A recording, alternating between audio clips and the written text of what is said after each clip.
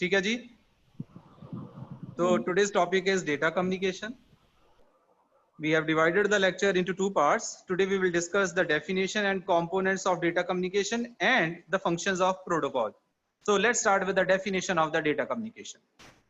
Data communication refers to exchange of data between two computers connected with each other through some communication medium.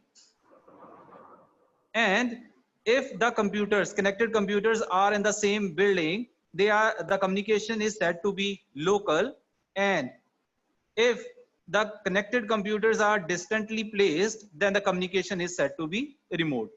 So it means exchanging the data between two computers through communication medium is called data transmission. And data transmission is said to be local when the connected computers are in the same building. But if the connected computers are remotely placed, then that type of data transmission is called remote transmission. Now let's move to the next part of the presentation, that is components of the data communication. Now there are 5 main components of the data communication. The first component is message. Message is the actual data that is to be sent from one machine to the other machine, actual data. The second component is sender, the machine that has the data to be sent. The third is a receiver, the machine that wants to receive the data. The fourth is medium. Medium is basically a communication medium that is used to connect the sender and the receiver. And the fifth and the most important thing is protocol. Protocol can be defined as a set of rules that will govern the communication.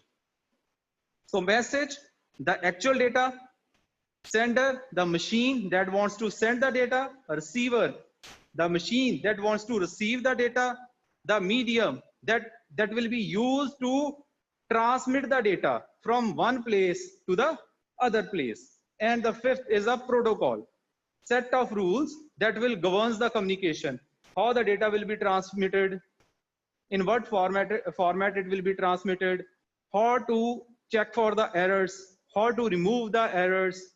So all these are functions of the protocol.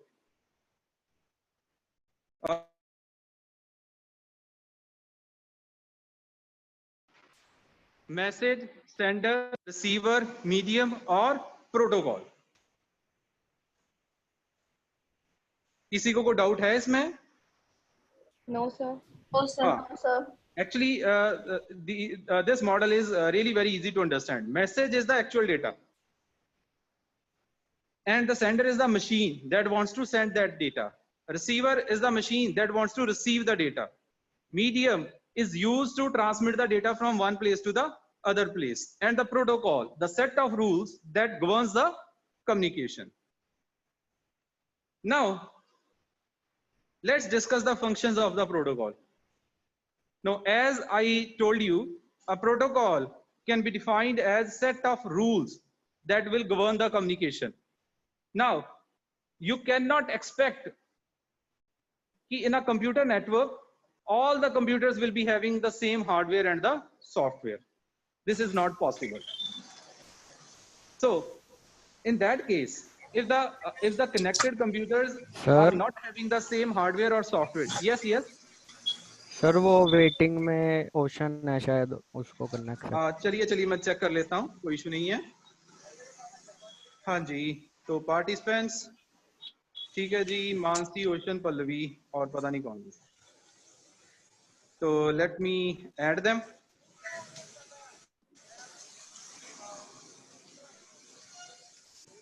ठीक है जी, और कोई दिक्कत आ रही हो बीच में? आवाज ठीक आ रही है, क्रैक तो नहीं हो रही? No, sir. Proper. Good. Screen visible है सभी को? Yes, sir. तो आप सभी को क्या डेफिनेशन क्लियर है डेटा कम्युनिकेशन की और the component and the components of the data communication? Yes, sir.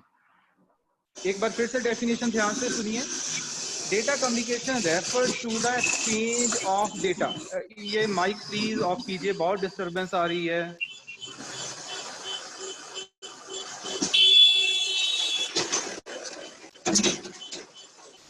किसका माइक है भाई प्लीज? सर रवि का है। रवि जी अपना माइक बंद कीजिए। Thank you so much. So एक बार फिर ध्यान से सुनिए, data communication it is refers to the exchange of the data between two computers that are connected with each other using a communication medium. Means exchange of the data between two connected computers through some communication medium is called data transmission. Communication medium, now communication medium can be of two types, wired or wireless. So it means the connected computers can be connected by using the wires or the electromagnetic waves.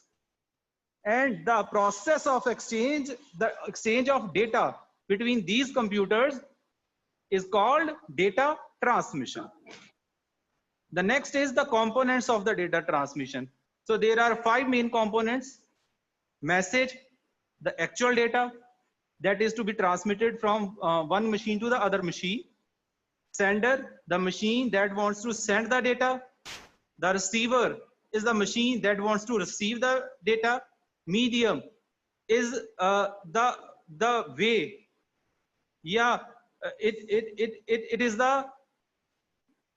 path between the sender and the receiver. And last but not least, protocol. Protocol can be defined as set of rules that governs the communication. मतलब protocol ही ये decide करेंगे कि data किस format में transmit होगा, कितनी speed के साथ होगा, अगर एरर आती है उसको चेक कैसे करना है, उसको रिमूव कैसे करना है. तो the communication will be governed by the protocol. Now let's discuss the functions of the protocols one by one. The first function is data sequencing. Now what the protocols will do, it will break the long message into smaller pieces. ठीक है जी, suppose करो आपका message था hello, so what the first thing the protocol will do, it will break that message into smaller pieces. ठीक है जी, तो suppose कीजिए हमने हेलो को डिवाइड कर लिया, पूरे मैसेज को डिवाइड कर लिया 5 पार्ट्स में. पहला part it contains H, the second part contains E, the third is L, fourth is L and fifth is O. Clear? Now the next step the protocol will perform, it will sequence the individual packets. अब वो क्या करेगा, सभी को number लगा देगा. आपने hello को डिवाइड कर लिया स्मॉलर पीसेस में और उसके बाद ये नंबरिंग कर देगा. ठीक हो गया जी. Now the question is what is the reason of doing this thing? What is the reason of dividing the message into smaller pieces and then assigning the sequence number to the each part? हाँ जी, कौन बताएगा?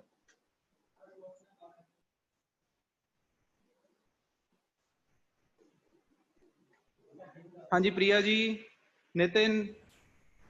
Sir छोटे छोटे packets में भेजेंगे तो transmission easily हो जाएगा. सर जो पाथ हमारा सबसे बेस्ट होगा वही चूज करेंगे. छोटे छोटे पैकेट्स में डिवाइड करने से अच्छी तरह से अपने डेस्टिनेशन पर पहुंच जाएंगे, जैसे हमने डिवाइड किया पैकेट्स को. हाँ जी आरुषि, आपका लॉजिक क्या कहता है कि हमने इस मैसेज को स्मॉलर पीसेस में क्यों डिवाइड किया?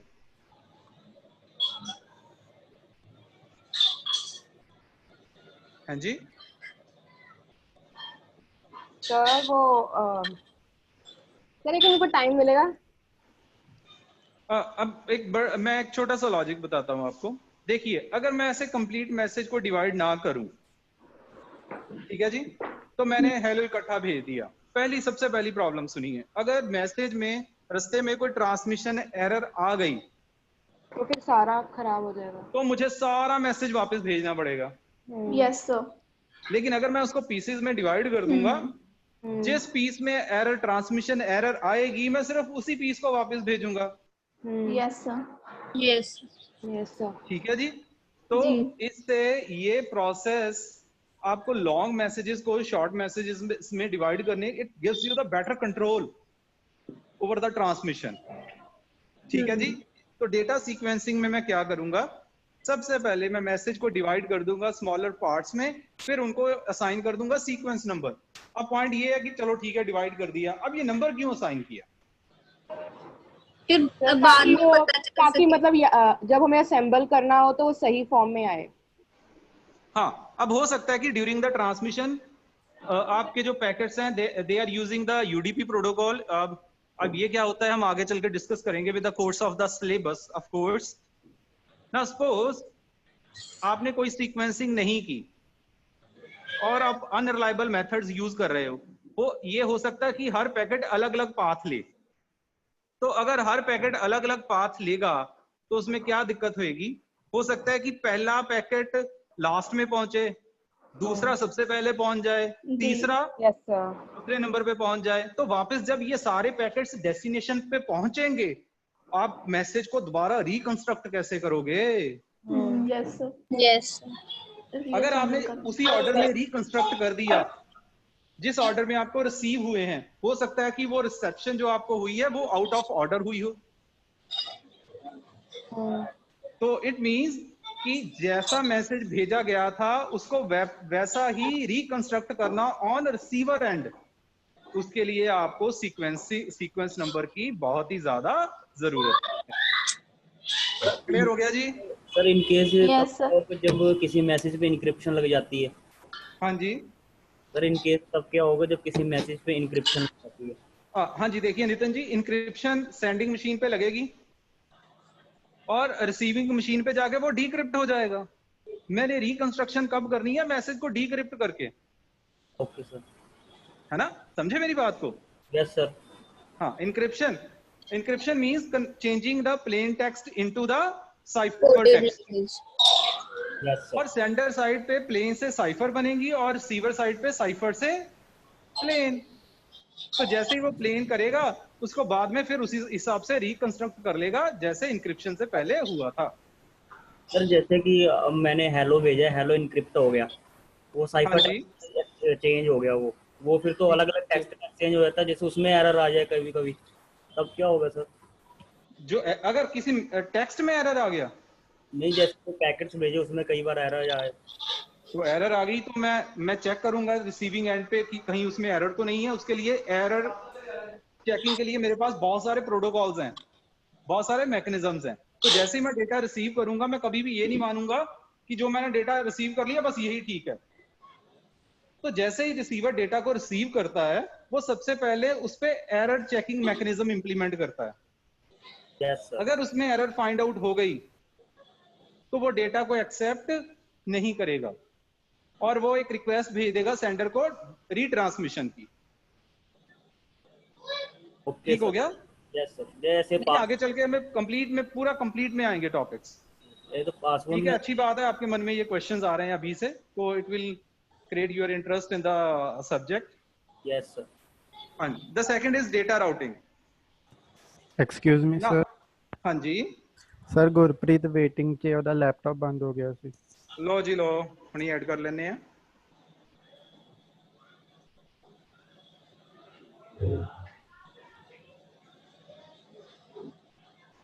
ठीक है जी। The second function of protocol is data routing. Now there exist multiple routes between source and destination. आप इसको ऐसे समझ सकते हो, जब भी आप डेटा कम्युनिकेशन की बात करते हो तो कभी ये नहीं होता कि सिर्फ एक ही रूट हो from source to destination, from sender to receiver.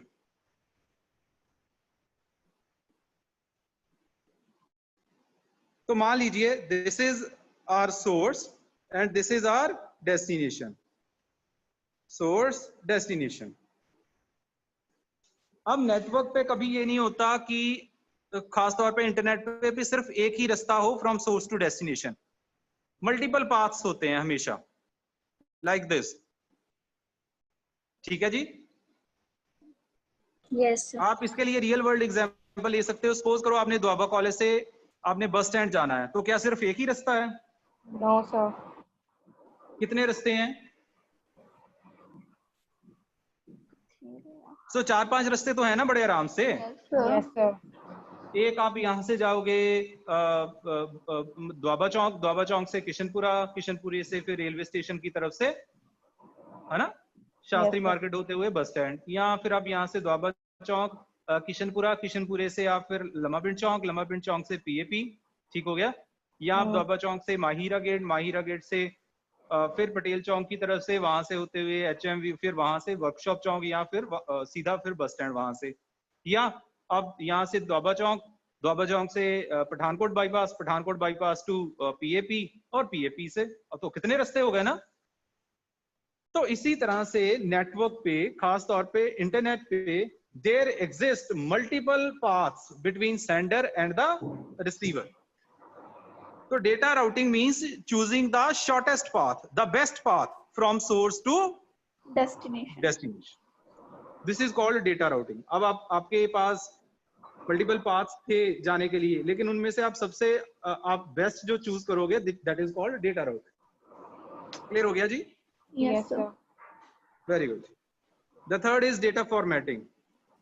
ठीक है जी, डेटा फॉर्मेटिंग में अब देखिए, जब भी आप मैसेज भेजते हो, अकेला मैसेज नहीं जाता, उसके साथ कंट्रोल इन्फॉर्मेशन जाती है। कंट्रोल इन्फॉर्मेशन क्या होती है?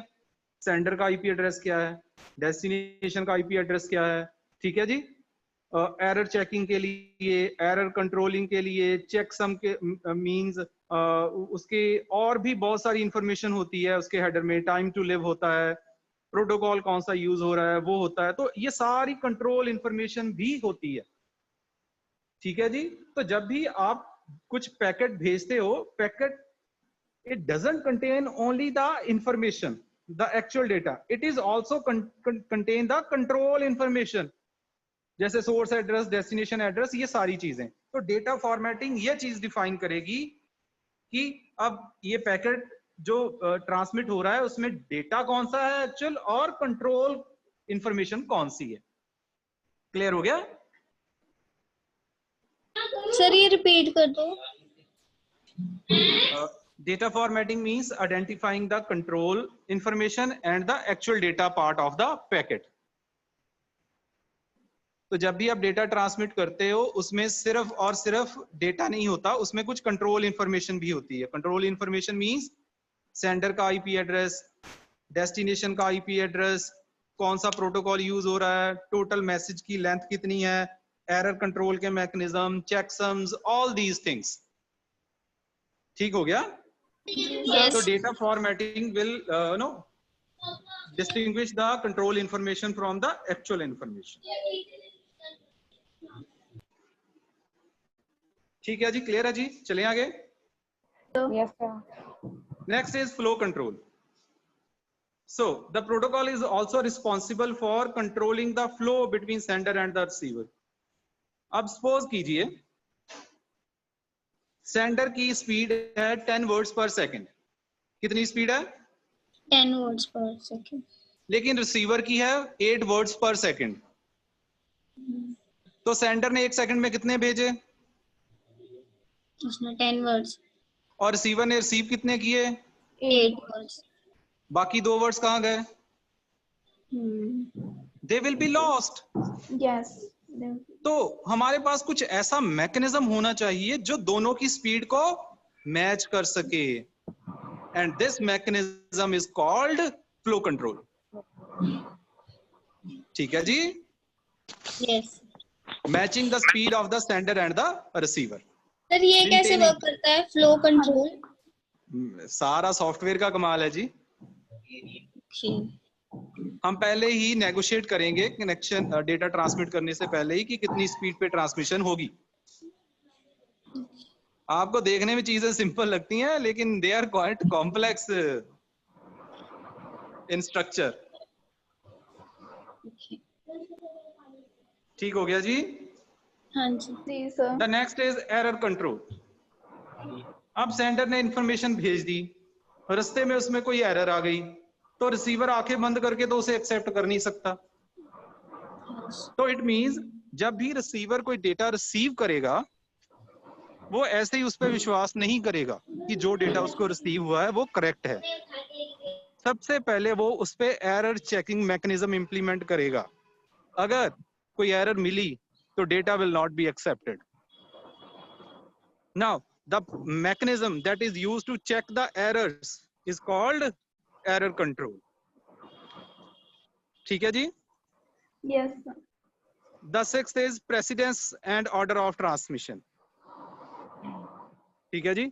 अब precedence में means कि आप डिसाइड करोगे कि कौन सी मशीन पहले भेजेगी, कौन सी उसके बाद. ठीक है जी. अगर आप ऐसा कुछ डिसाइड नहीं करोगे, हो सकता है कि 5 कंप्यूटर्स लगे हुए हैं, उनमें से 2 ही कंप्यूटर भेजी जा रहे हैं, तीसरे को चांस ही नहीं मिल रहा. तो हमारे पास कुछ ना कुछ तो ऐसा मैकेनिज्म होना चाहिए जो ये कंट्रोल करे कि सभी को चांस मिले ट्रांसमिशन का. This is called precedence and order of transmission. Seventh is connection establishment and termination. अब डेटा सेंड करने से पहले सेंडर और रिसीवर के बीच में कनेक्शन एस्टेब्लिश करना पड़ेगा. जब डेटा ट्रांसमिशन कंप्लीट हो जाएगी, फिर कनेक्शन को टर्मिनेट करना पड़ेगा. तो ये काम भी प्रोटोकॉल ही करेगा. वो ट्रांसमिशन से पहले कनेक्शन एस्टेब्लिश करेगा और ट्रांसमिशन के बाद कनेक्शन को टर्मिनेट करेगा. The next is data security. ये आप सभी को पता ही है. Means maintaining the confidentiality and integrity of the sending data. कोई रास्ते में उसको पकड़ के डेटा ना सारा देख ले. ठीक है जी. तो प्रोटोकॉल्स ये काम भी करेंगे, वो आपके डेटा को सिक्योरिटी देंगे by using different mechanisms. The ninth is log information. अब लॉग बहुत ही इंपॉर्टेंट चीज है. लॉग मींस किस टाइम पे क्या चीज हुई, किस टाइम पे क्या एक्शन हुआ, उन सभी की इंफॉर्मेशन को रजिस्टर करना, ताकि कल को कोई एरर आए तो हम इजीली लॉग को चेक करके वो सारी चीजें देख पाए. ठीक हो गया जी. Yes, sir. So that's conclude your today's session. अब आप बताइए अपने doubts and your questions.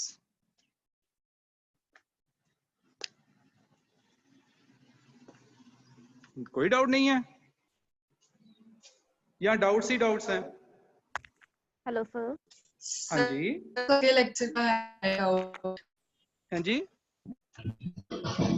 Sir log वाला एक बार दोबारा से समझा दो. Log information. Yes, sir. Log information means keeping track of the activities in the network. Network में किस टाइम पे क्या एक्टिविटी हुई, क्या एक्टिविटी सक्सेसफुल हुई, कौन सी फेल हो गई. तो keeping track of all these things is called log. ठीक है. ठीक है सर. मतलब ट्रैक करता है वो इंफॉर्मेशन वगैरह कुछ. हाँ जी.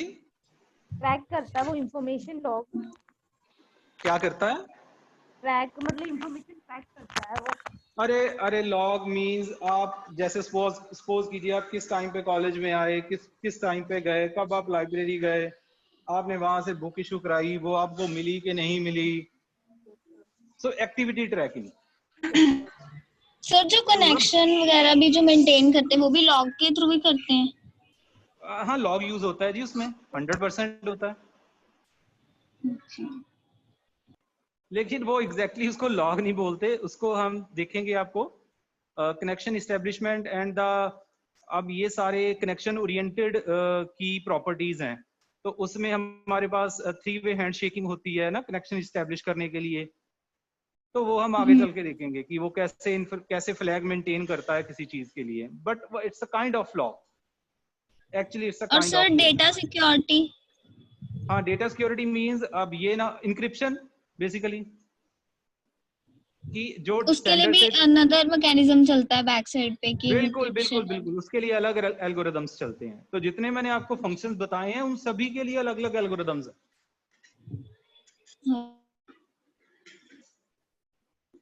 ठीक हो गया जी सर. और कुछ पूछिए प्लीज. हाँ जी सर. जो कंप्यूटर्स को प्रेसिडेंस दी जाती हैं तो वो किस बेसिस पे दी जाती हैं? वो कितना क्रिटिकल है कोई कंप्यूटर नेटवर्क में, उसी के बेसिस पे चलती हैं ये सारी चीजें. ओके.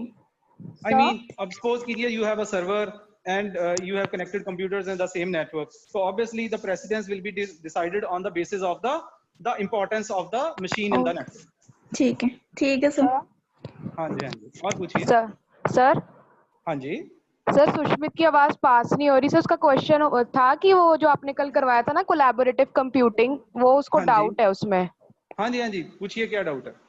सर वो उसको समझ नहीं आया, वही पूछ रही है। Collaborative computing is the combination of centralized computing and distributed computing, दोनों का combination। अब मींस दोनों के combination से हमारा क्या मतलब है? It means mostly जो services होंगी that will be provided by a single computer, like a centralized computing। ठीक है सर जी। वो पूछ रही है कि कॉम्बिनेशन हुआ कैसे दोनों का, डिस्ट्रीब्यूटेड और दूसरे का? कॉम्बिनेशन ऐसे हुआ जी, सपोज करो आपकी नेटवर्क पे 5 सर्विसेज हैं, ठीक है जी, 5 सर्विसेज हैं आपके नेटवर्क पे। कौन कौन सी? सपोज कीजिए वेब होस्टिंग है, डीएससीपी है, डीएनएस है, स्टोरेज है और ईमेल है, ठीक है। तो आपने 4 सर्विसेज एक कंप्यूटर पे रख दी, सिर्फ एक कंप्यूटर पे 4 सर्विसेज अवेलेबल है और एक सर्विस है किसी और कंप्यूटर पे है। तो क्या अब ये सेंट्रलाइज मॉडल है? नहीं। क्या ये कंप्लीटली डिस्ट्रीब्यूटेड है? नहीं, क्योंकि mostly services 80% services are available on the single machine. So this is the combination of centralized and distributed computing. It means most of the services are available on the single machine, but 1 or 2 services are available on the other machine also. Yes sir. ठीक हो गया? Clear हुआ? Yes sir, clear। Sir आपने एक पीछे term use की थी two way handshaking. Sir network communication में बहुत सुनने को मिलता है, सर होता क्या ये? हाँ जी, हाँ जी, नितिन जी क्या पूछ रहे हो आप? सर आपने एक टर्म यूज की थी two way handshaking, 3 way handshaking. 3 way handshaking, हाँ जी, सर होती क्या है वो? वो टीसीपी यूज करता है कनेक्शन इस्टेब्लिश करने के लिए और कनेक्शन का ट्रैक रखने के लिए। Means first of all connection establishment between the source and the destination, and then keeping the track of the status of the transmission। ठीक है जी, वो जब हम TCP IP डिस्कस करेंगे तो we'll be discussing that topic in detail। How the connection is established and how this protocol used to keep track of the transmission। Okay sir. हाँ जी, और पूछिए प्लीज।